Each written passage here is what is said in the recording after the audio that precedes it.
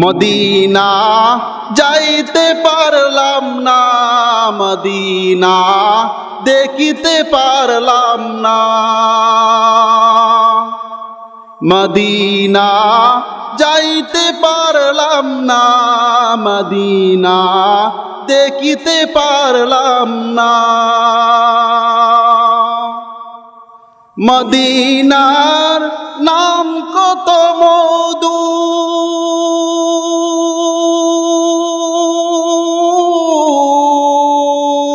Medina আর যে কত দূর।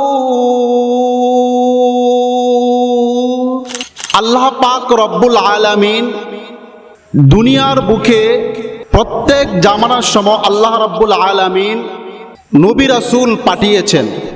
সর্বপ্রথম নবী হযরত আদম আলাইহিস সালাম থেকে নিয়ে মুহাম্মদ সাল্লাল্লাহু আলাইহি ওয়াসাল্লাম পর্যন্তই প্রায় 1,24,000 নবী পয়গাম্বর দুনিয়ার বুকে প্রেরণ করেছেন। আল্লাহ তাআলা প্রত্যেক নবীকে পাঠিয়ে আরেকজন নবী প্রেরণ করবে এমন ঘোষণাও করেন। প্রত্যেক নবীর সময় তার দিনকে পরিপূর্ণ করে নাই, শেষ নবীর মাধ্যমে দিনকে পরিপূর্ণ করে দিয়েছেন। শেষ নবীর মাধ্যমে আল্লাহ তাআলা পুরা দিনটাকে পরিপূর্ণ করে শেষ নবীর হাতে ঘোষণা দিয়ে বলেন, আজকের থেকে দিনটা পরিপূর্ণ করে দিলাম। আল্লাহ তাআলা কুরআনের মধ্যে বলেন, আল-ইয়াউমা আকমালতু লাকুম দীনাকুম ওয়া আতমামতু আলাইকুম নি'মাতি ওয়া রাদিতু লাকুমুল ইসলাম দীনা। আজকে আমি তোমাদের জন্য তোমাদের দিনকে পরিপূর্ণ করে দিলাম। এই কথাটা কার উপর নাজিল হয়েছে? শেষ নবীর উপর। কার উপর নাজিল হয়েছে? শেষ নবীর উপর আল্লাহ তাআলা দিনকে পরিপূর্ণ করে দিয়েছেন। এই কথাটা যখন বলেন বিজয় হজের শেষ ভাষণে আল্লাহ তাআলার পক্ষ থেকে রাসূল উম্মতদেরকে জানিয়ে দেন, আজকের থেকে দিনটা পরিপূর্ণ, দিনটা আজকের থেকে পরিপূর্ণ। আর ওই দিনটা পরিপূর্ণ, দিনটা কার মাধ্যমে পরিপূর্ণ করে দিয়েছেন? শেষ নবীর মাধ্যমে। কার মাধ্যমে? শেষ নবীর মাধ্যমে। শেষ নবীকে মুহাম্মদ সাল্লাল্লাহু আলাইহি ওয়াসাল্লাম। মুহাম্মদ সাল্লাল্লাহু আলাইহি ওয়াসাল্লাম শেষ নবী। আল্লাহ তাআলা সূরাতুল আহজাবের 40 নম্বর আয়াতের মধ্যে বলেন, মা কানা মুহাম্মাদুন আবা আহাদিম মির রিজালিকুম ওয়ালাকিন রাসূলুল্লাহি ওয়া খাতামান নাবিয়্যিন।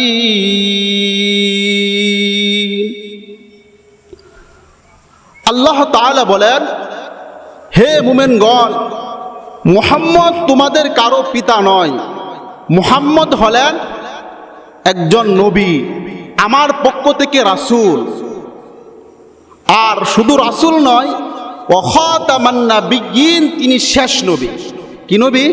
শেষ নবী, যার পরে আর কোনো নবী পৃথিবীর মাধ্যমে আগমন করবে না। শেষ নবী মুহাম্মদ সাল্লাল্লাহু আলাইহি সাল্লাম এই কথাটা ঘোষণা দিয়েছেন কে? আল্লাহ। আল্লাহ তাআলা বলেন, ওয়া খাতামান নাবিয়্যিন, আপনি হলেন শেষ নবী, আপনার পরে আর কোনো নবী পৃথিবীর বুকে আগমন করবে না। যারা বলবে নবী কথা, যে নবী আরো দুনিয়াতে আগমন করবে, সে নবী হবে না, সে হবে দাজ্জাল। কথা বলেন ঠিক না বেঠিক? হযরত মুহাম্মদ সাল্লাল্লাহু আলাইহি ওয়াসাল্লাম এবং অন্যান্য নবীদের মধ্যে কেমন পার্থক্য ছিল? বুখারী শরীফে এক হাদিস থেকে জানা যায়। রাসূলের সাহাবী হযরত আবু হুরায়রা থেকে বর্ণিত। আবু হুরায়রা রাদিয়াল্লাহু তাআলা আনহু বলেন, আল্লাহ রাসূল সাল্লাল্লাহু আলাইহি ওয়াসাল্লাম বলেন, আমি এবং অন্য নবীদের মধ্যে পার্থক্য হলো এমন, কোন এক ব্যক্তি একটা ঘর নির্মাণ করেছে, ওই ঘরটাকে সুসজ্জিত করেছে, খুব সুন্দরভাবে ওই ঘরটাকে তৈরি করেছে, কিন্তু ওই ঘরের মাধ্যমে কোথাও এক জায়গার মধ্যে দু একটা ইট ফাঁকা রেখেছে। আর ওই ঘরটা সমস্ত লোক দেখতে আসলো, দেখার পরে তারা দেখতে পারলো ঘরটা তো খুব সুসজ্জিত হয়েছে, কিন্তু ঘরের কোথাও এক জায়গার মধ্যে দু একটা ইট নেই। সমস্ত লোক বলতে লাগলো দু একটা ইট নাই, তার কারণ কি? সরকারে দু আলম নবী বলেন, ওই ইটটা হলাম আমি, আর আমি হলাম খাতামুন নবিয়্যিন। ওই ইটটা অর্থাৎ শেষ যে ইটটা লাগানো হয়েছে, ওই ইটটা যখন লাগানো হবে তখন দিনটা পরিপূর্ণ হয়ে যাবে। ওই শেষ নবী আমি, এবং আমার মধ্যে আল্লাহ তাআলা দিনটাকে পরিপূর্ণ করে দিয়েছে। আর কোন নবী পৃথিবীর বুকে আগমন করবে না। মুহাম্মদ সাল্লাল্লাহু আলাইহি ওয়াসাল্লাম আরেক হাদিসের মধ্যে বলেন, 4-5 জন ফেরেশতা আগমন করে সরকার দু আলম নবীর কাছে। আসার পরে থেকে মদিনাওয়ালা নবী তিনি ঘুমিয়ে আছেন। একজন ফেরেশতা বলতে লাগলো, আরে মুহাম্মদ সাল্লাল্লাহু আলাইহি ওয়াসাল্লাম তো ঘুমিয়ে আছে। আরেকজন ফেরেশতা বলতে লাগলো, আরে মুহাম্মদ তো ঘুমিয়ে আছে, তার চক্ষু ঘুমাইতেছে কিন্তু অন্তর জাগ্রত অবস্থায় আছে। আরেকজন ফেরেশতা বলে,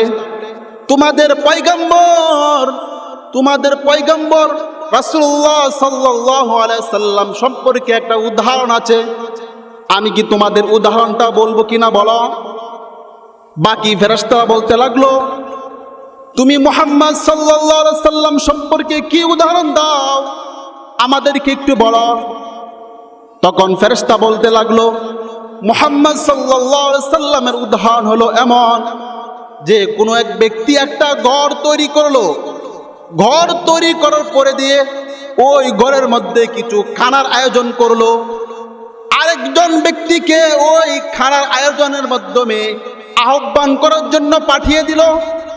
আর বলতে লাগলো, তুমি সমস্ত লোকদেরকে আহ্বান করো, যাতে করে ওই খানার মধ্যে তারা শামিল হতে পারে। আর ওই যে শামিল হতে পারে, তখন ফেরেশতা বলতে লাগলো, তুমি উদাহরণ কিভাবে দিচ্ছ আমাকে একটু ব্যাখ্যা করে বলো। ওই ফেরেশতা বলতে লাগলো, যে ঘরটা তৈরি করা হলো, এই ঘরটা হলো জান্নাত। বলেন সুবহানাল্লাহ। যে ঘরটা তৈরি করা হয়েছে এই ঘরটা হলো জান্নাত। আর আহ্বানকারী হলেন হযরত মুহাম্মদ সাল্লাল্লাহু আলাইহি ওয়াসাল্লাম। যারা মুহাম্মদ সাল্লাল্লাহু আলাইহি ওয়াসাল্লামের আহ্বান শুনে, তার আহ্বান শুনে আগমন করবে, তারা ওই ঘরের মধ্যে প্রবেশ করতে পারবে। কেমন জানি তারা মুহাম্মদ সাল্লাল্লাহু আলাইহি ওয়াসাল্লামের অনুসরণ করলো আর সরাসরি দিনের মধ্যে প্রবেশ করলো। তারা দিনের মধ্যে প্রবেশ করলো আর তারা জান্নাতে প্রবেশ করলো। আর যারা মুহাম্মদ সাল্লাল্লাহু আলাইহি সাল্লামের কথা শুনবে না, কথাকে অমান্য করবে, তারা তো ওই পরিপূর্ণ দিনের ভিতরে থাকতে পারবে না, তারা দিন থেকে বের হয়ে যাবে। ফেরেশতা বলেন, মুহাম্মদের উদাহরণ হলো এমন, যে ব্যক্তি মুহাম্মদের কথা মানবে সে জান্নাতে প্রবেশ করতে পারবে। যে ব্যক্তি মদিনাওয়ালা নবীর কথা মানবে সে জান্নাতে প্রবেশ করতে পারবে। আর যে ব্যক্তি মদিনাওয়ালার কথা মানবে না সে জান্নাতে প্রবেশ করতে পারবে না। তাহলে আমাদের কার কথা মানতে হবে?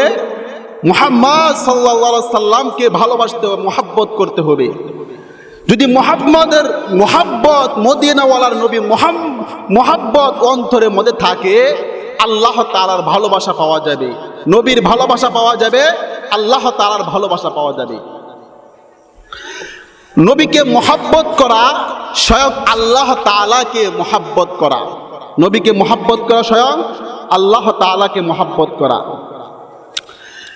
যারা মদিনাওয়ালা নবীর মুহাব্বত প্রেম অন্তরের মধ্যে থাকবে, তাদের ভালোবাসায় থাকবে অন্যরকম। তাদের ভালোবাসা মদিনাওয়ালা নবীর ভালোবাসা, আল্লাহ তাআলার ভালোবাসা, তারা দিনকে তার দিন অন্তরে পরিপূর্ণভাবে ঢুকে যাবে। আমরা তো মদিনায় যেতে পারি নাই, কিন্তু মদিনাওয়ালার নবীর প্রেম অন্তরের মধ্যে জাগাইতে হবে। মদিনা যাইতে পারলাম না, মদিনা দেখিতে পারলাম না,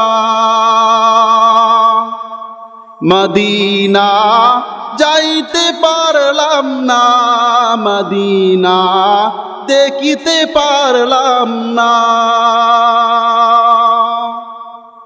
মদিনার নাম কত মধু,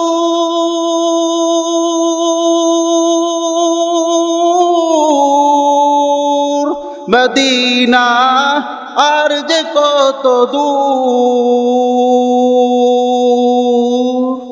মদিনা প্রেম, মদিনার ভালোবাসা জাগে অন্তরে। কার কার আশা নাই মদিনা যাওয়ার মতন? সবারই আশা মদিনা যাওয়া, তাই না? মদিনা নাম যে কত মধু,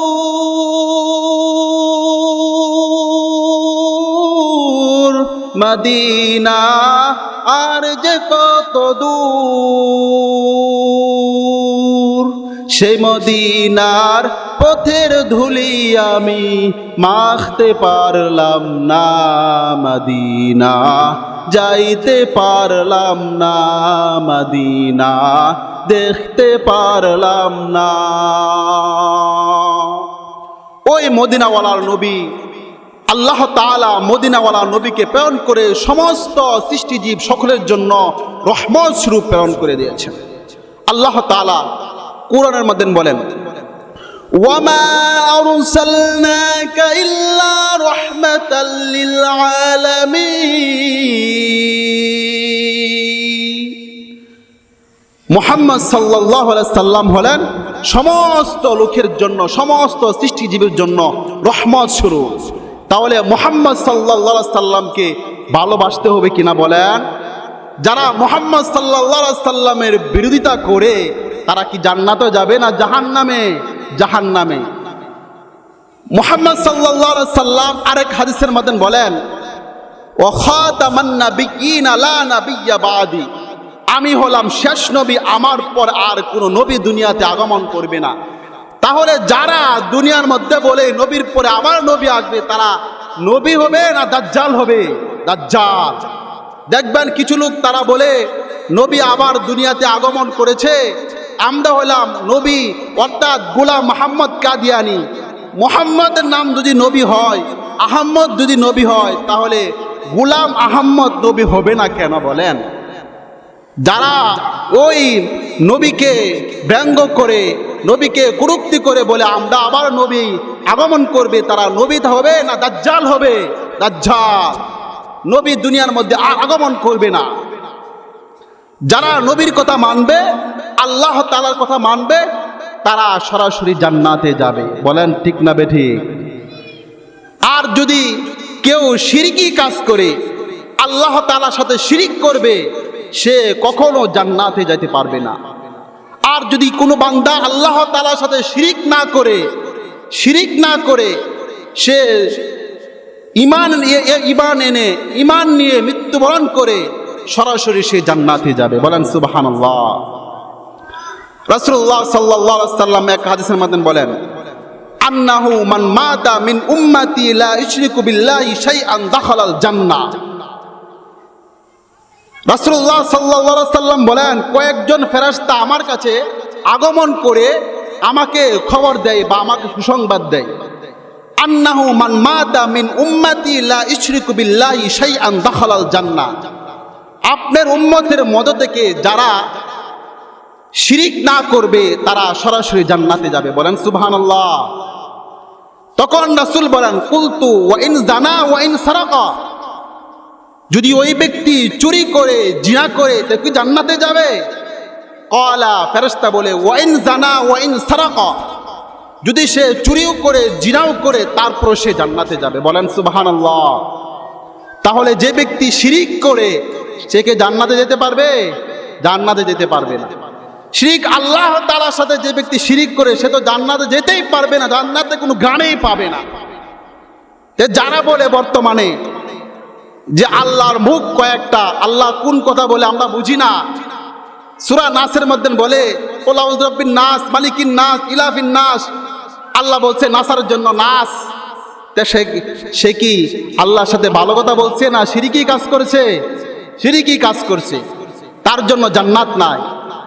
যারা আল্লাহ তাআলার সাথে শিরিক করবে, আল্লাহ তাআলাকে নিয়ে কুরুক্তি করবে, মুহাম্মদ সাল্লাল্লাহু আলাইহি সাল্লামকে নিয়ে কটূক্তি করবে, তার স্থান বাংলার জমিনে হবে না।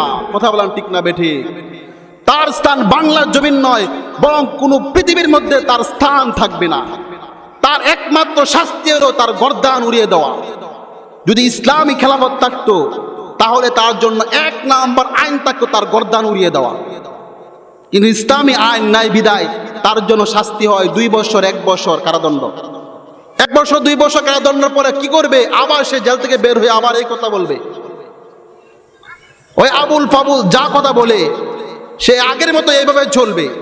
এই জন্য আমাদের মুসলমানের দাবি হলো, যে ব্যক্তি আল্লাহ এবং রাসূলকে নিয়ে কটূক্তি করে, ব্যঙ্গ করে, তার একমাত্র শাস্তি হবে তার জন্য মৃত্যুদণ্ড। মৃত্যুদণ্ড ছাড়া আর কোনো উপায় থাকবে না। এই দেশ বাংলার জমিনে শাহজালালের দেশ, শাহপরানের দেশ, ওলিয়া উলিয়ার দেশ। এই দেশ নাস্তিকদের দেশ না। এই দেশের মধ্যে নাস্তিকরা যদি কোনোভাবে কোনো মাথা উঠায়, নাস্তিকরা যদি তারা নাস্তিকভাবে আসতে পারে, জাহেলিয়াত ভাবে আসতে পারে, আপনি আমি ইমানদার হক পথে আসতে পারবো না। কারণ কি? ততদিন পর্যন্ত আমাদের অন্তরের মধ্যে ঈমান থাকবে, ততদিন পর্যন্ত ওই আউল বাউল ফাউলের বিরুদ্ধে আমরা কথাই বলেই যাব, ততদিন পর্যন্ত ওই ব্যক্তিদের ফাঁসি না দিবে। কথা বলেন ঠিক না বেঠিক? আপনি আমি ইমানদার, আপনি আমি মুসলমান। আপনার পিতা আপনার মাথার উপর যদি সামান্য পরিমাণ একটু আঘাত করত, সহ্য করা যেত না। এর চেয়ে বড় যে ব্যক্তি আল্লাহ, মুহাম্মদ সাল্লাল্লাহু আলাইহি সাল্লাম, যাকে মহব্বত না করলে পরিপূর্ণ ইমানদার হতে পারবে না। যাকে পরিপূর্ণ ভালো না বাসলে পরিপূর্ণ ইমানদার হওয়া যায় না। তার ব্যাপারে যদি কেউ কটূক্তি কথা বলে, এটা সহ্য করা যায় না।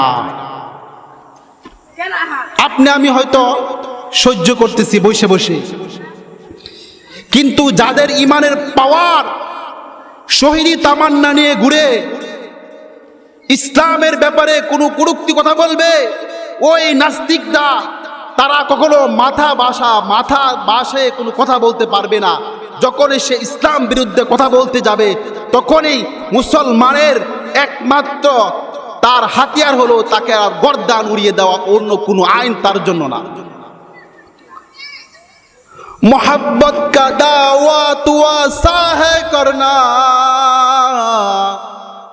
मोहब्बत का दावा तू आसा है करना, है मुश्किल मगर नाज में बुलफते मरना, है मुश्किल मगर नाज में बुलफते मरना। मोहब्बत तो एमन एक जिनिस যাকে যে মোহাব্বত করে সেই বুঝতে পারে মোহাব্বতের কি দাম, মোহাব্বতের কি ফায়দা। যাকে যে ভালোবাসে সে বলতে পারে আমার ভালোবাসা কতটুকু দামি, আমার মোহাব্বত কতটুকু দামি। সাহাবীরা নবীকে এত ভালোবাসতো, এত মোহাব্বত করত, যা সাহাবীরা নবীর জন্য তাদের জীবন দিয়ে দিত, যাতে করে নবীর সামান্য পরিমাণও কষ্ট না হয়। প্রয়োজনে আমি আমার সাহাবী, আমি আবু বকর, আমার জীবন যাবে, তারপরও নবীর সামান্য পরিমাণও একটু কষ্ট পাবে না। আমি বেলাল কষ্ট পেতে পারি, আমার নবী যাতে সামান্য পরিমাণ কষ্ট না পায়। তারা ছিল এমন ইমানদার। মোহাব্বত কা দাওয়া তু আসা হে করনা, মোহাব্বত কা দাওয়া তু আসা হে করনা, হে মুশকিল মগর নাজ মে বুলফতে মরনা। কেমন ছিল সাহাবী, কেমন ছিল বেলাল? বেলালের চেহারা ছিল কালো, কিন্তু তার অন্তর ছিল অনেক ভালো। যে বেলালের আজান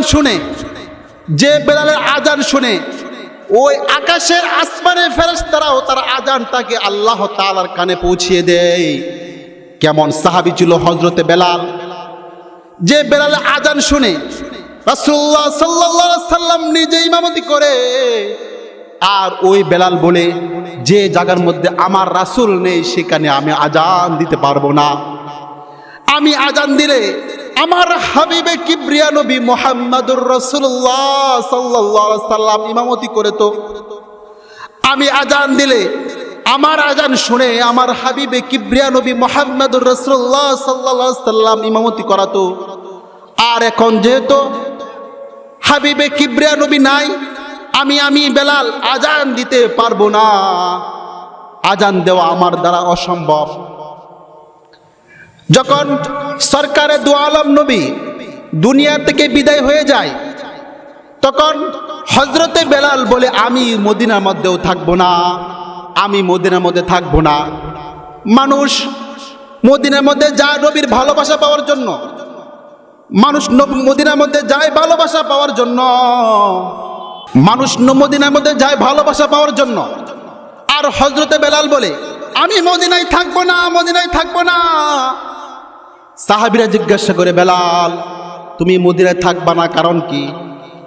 বেলাল বলে আমি চলাফেরা করলে আমার পিছনে পিছনে নবী চলতো, নবীর সামনে রাস্তার কাঁটাগুলো সব আমি সরিয়ে দিতাম, নবীকে ভালোবাসতাম।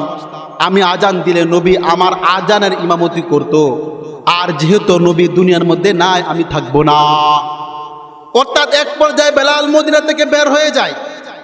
বেলালকে স্বপ্নে দেখা হাবিবে কিবরিয়া নবী মুহাম্মদুর রাসূলুল্লাহ সাল্লাল্লাহু আলাইহি সাল্লাম স্বপ্নে দেখা, ওরে বেলাল তুমি যে মদিনা থেকে চলে আসছো, তুমি যে মদিনা থেকে চলে আসছো, তুমি আবার মদিনার মধ্যে একটু যাও, গিয়ে তুমি একটু আজান দাও।